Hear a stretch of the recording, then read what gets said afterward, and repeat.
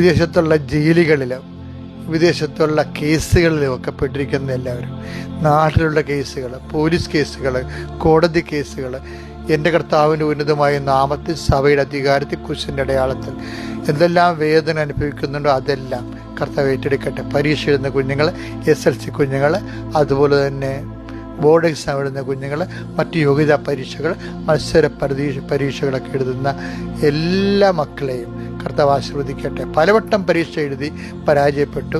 ഇനിയൊരു പരീക്ഷയ്ക്ക് കർത്താവെ എനിക്ക് ഇടവരുത്തല്ലേ, ഞാൻ ഇനി ഒരു IELTS എഴുതി പാസ്സാകാനില്ല, അതിന് ഡേറ്റ് തീരാൻ പോകുന്നു എന്നൊക്കെ വിചാരിച്ച് കണ്ണീരോടെ പ്രാർത്ഥിക്കുന്നവർ, കർത്താവ് അതൊക്കെ മുമ്പ് എനിക്ക് ജോലി കിട്ടാനേ, വിഷ വരാൻ ഇടയാക്കണമേ എന്നൊക്കെ പറഞ്ഞ് പ്രാർത്ഥിക്കുന്ന മക്കളുണ്ട്. ശരി, അവരുടെ എല്ലാം കണ്ണുനീരുകൾ ഞാൻ കർത്താവിന് തിരിച്ച് സമർപ്പിക്കുന്നു.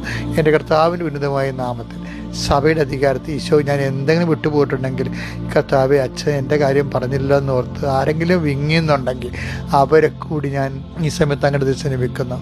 അവരെ ആശീർവദിക്കുകയും അവർക്ക് സാക്ഷ്യം പറഞ്ഞ് സന്തോഷം തിരിച്ചു വരാൻ ഇടയാകുകയും ചെയ്യട്ടെ. Lord, infuse us with your power and grace.